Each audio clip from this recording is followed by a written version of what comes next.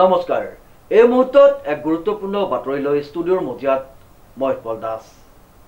ঢকুৱাখানা মহকুমাই পালে সমজিলাৰ মৰ্যাদা শিক্ষামন্ত্ৰী ডক্টৰ ৰণোজ পেগুৱে উদ্বোধন কৰিলে ঢকুৱাখানা সমজিলাৰ নিউজৰ এক বিশেষ প্ৰতিবেদন ঢকুৱাখানা মহকুমাই পালে সমজিলাৰ মৰ্যাদা শিক্ষামন্ত্ৰী ডক্টৰ ৰণোজ পেগুৱে উদ্বোধন কৰিলে ঢকুৱাখানা সমজিলাৰ উল্লেখযোগ্য যে কেন্দ্ৰ তথা ৰাজ্যত শাসন চলোৱা বিজেপি চৰকাৰৰ দিনত প্ৰশাসনিক সংস্কাৰৰ সুফলস্বৰূপে আজি সুদীৰ্ঘ ৩৫টা বছৰৰ পিছত লখিমপুৰ জিলাৰ দ্বিতীয়টো মহকুমা সদৰ ঢকুৱাই সমজিলাৰূপে স্বীকৃতি লাভ কৰিলে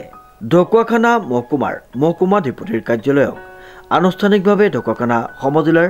কাৰ্যালয়ৰূপে স্বীকৃতি প্ৰদান কৰি ৰাইজে সুপ্ৰশাসনিক সুবিধা লাভৰ বাবে মুকলি কৰিলে শিক্ষামন্ত্ৰী ডক্টৰ ৰণোজ পেগুৱে উল্লেখযোগ্য যে 1989 চনৰ 14 আগষ্টৰ দিনটোত তেতিয়াৰ ৰাজ্য চৰকাৰে এক গেজেট নটিফিকেশ্যনৰ যোগে ঢকুৱাখানাক লখিমপুৰ জিলাৰ দ্বিতীয়টো মহকুমা সদৰৰূপে স্বীকৃতি দিছিল আৰু সেই বছৰ ছেপ্টেম্বৰ মাহৰ পৰা মহকুমাৰ কাম-কাজ চলিছিল মহকুমা স্বৰূপে স্বীকৃতি লাভ কৰাৰ সুদীৰ্ঘ ৩৫টা বছৰৰ পিছত ঢকুৱাখানাই লখিমপুৰ জিলাৰ এখন সমজিলাৰ মৰ্যাদা লাভ কৰাত ঢকুৱাখানাবাসী ৰাইজ স্বাভাৱিকতে উৎফুল্লিত হৈ পৰা পৰিলক্ষিত হৈছে ঢকুৱাখানা সমজিলাৰ আনুষ্ঠানিক উদ্বোধনী সভাত উপস্থিত থাকি ঢকুৱাখানাৰ বিধায়ক নৱকুমাৰ দলে আৰু সাংসদ প্ৰদান বৰুৱাই বক্তব্য প্ৰদান কৰে নেতৃত্বত অসমত এক বৃহৎ প্ৰশাসনিক সংস্কাৰ আজিৰ পৰা আৰম্ভ হৈছে আজি 39টা বিধানসভা সমষ্টিত আমি সমজিলা আয়ুক্তৰ কাৰ্যালয় মুকলি কৰিছোঁ পূৰ্বে জিলা সদৰখন এঠাইত থাকে আৰু দূৰ দূৰণিৰ মানুহ জিলা সদৰলৈ বিভিন্ন কাম কাজৰ কাৰণে যাব লাগে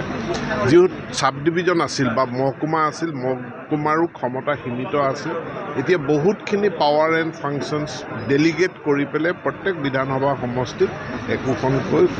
ডিষ্ট্ৰিক্ট বা সমজিলা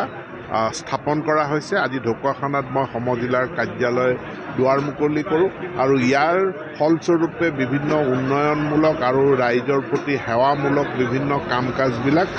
লখিমপুৰলৈ জিলা সদৰলৈ নোযোৱাকৈ ইয়াতে এইখিনি কাম কাজ সমাপন হ'ব মই ঢকুৱাখানাবাসী ৰাইজক মই অভিনন্দন জনাইছোঁ এই সমজিলা প্ৰাপ্তিৰ কাৰণে মূল কথাটো হ'ল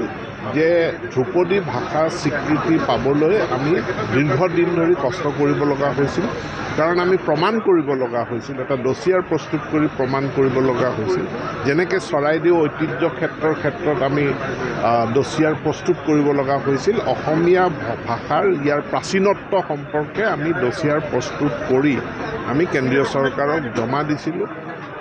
আৰু জমা দিয়াৰ ফলস্বৰূপে আজি আমি এই স্বীকৃতি আমি লাভ কৰিছোঁ আৰু এই স্বীকৃতিয়ে এইটো প্ৰমাণ কৰিলে যে অসমীয়া ভাষা অতি এটা প্ৰাচীন ভাষা প্ৰাচীন অৱস্থাৰ পাছৰ পৰা ই বিকশিত হৈ আজিৰ এই আধুনিক ৰূপ লাভ কৰিছে এতিয়া গৱেষণাৰ ক্ষেত্ৰতো যথেষ্টখিনি আমাৰ সহায়ক হ'ব বাকী যিটো আপুনি ইউনিকোডৰ কথা কৈছে কম্পিউটাৰ ৰিলেটেড যিখিনি সমস্যা এইখিনিৰ ক্ষেত্ৰত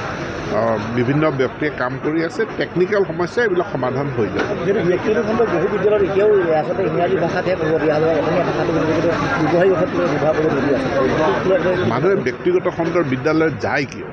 আমি চৰকাৰ সকলোৱে মিলি চৰকাৰী খণ্ডৰ বিদ্যালয়সমূহক শক্তিশালী কৰিব লাগে ভাল কৰিব লাগে আৰু সেইখিনি আমি কৰি আছোঁ অসমীয়া মাধ্যমৰ বিদ্যালয়টো অসম চৰকাৰে যথেষ্টখিনি নতুনকৈ আমি খুলিছে আৰু গুণগত মানদণ্ড এতিয়া বহুত ভাল হৈছে 2025ত আৰু উন্নত জিন্তু কোচৰ ৰিপৰ্ট নিউজ নাও।